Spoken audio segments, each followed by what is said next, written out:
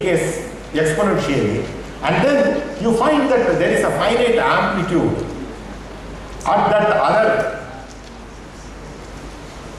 end, and that is, suppose if you have two metals separated by a barrier, you will find there is a definite amplitude of its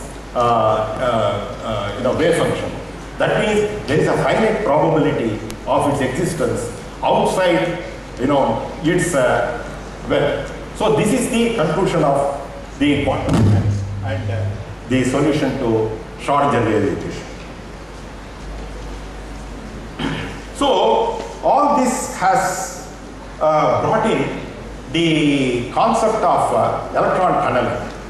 Now, if two metals are brought together with a barrier in between, if the electrons can tunnel through the space, then can one make use of this property in some way?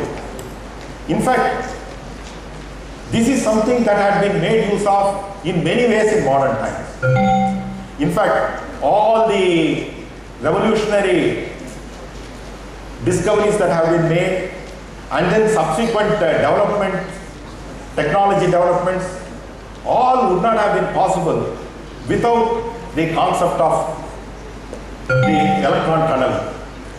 And then the basic issues that were raised in the beginning of quantum revolution, and then the solutions that have come out later on by the work of these great scientists. Now, as I was telling, the phenomenon of tunneling itself is something that we can understand. You see, if you go in a train, the train doesn't go up the mountain and then come down. You just tunnel. Tunnel is erected and the train goes through. This is something that we come across. But when it comes to the behavior of electrons, the earlier one, which is called classical physics, didn't allow such a thing to happen. Electron by itself cannot go through a barrier. Now the barrier is what is told as the binding energy or the work function. You have heard about work function? Binding energy. How many of you know about photoelectric effect? Photoelectric effect? Okay. In the photoelectric effect, what is the role of binding energy? You have heard about it, but have you understood what is binding energy?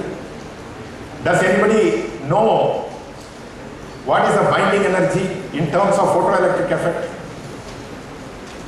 You know that? Yeah, participate comments. Yeah, you tell.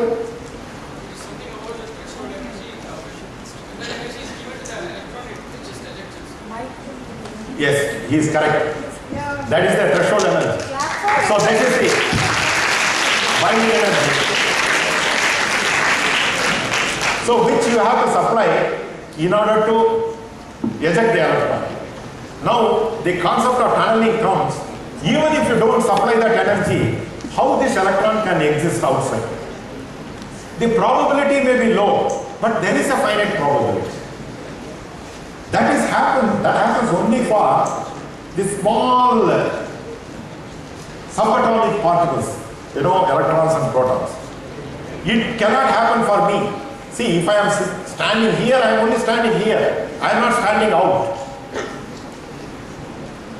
If you just substitute my mass and solve the Schrödinger wave equation, you will find that there is no way I can be standing outside. But if an electron is present in an atom, then there is a finite probability of these electrons being present just above the surface also. You have got the point. This is very crucial. If you bring two metals together and touch each other, if it does touch each other, then they are in contact. Now if you take a battery, you connect one wire to one terminal, another wire to another terminal, and if you just touch each other, what happens? You will find spark. That is two different potentials. You are trying to bring them together, and that produces spark because of the potential difference. And now heat is evolved. But if you don't touch each other, nothing happens.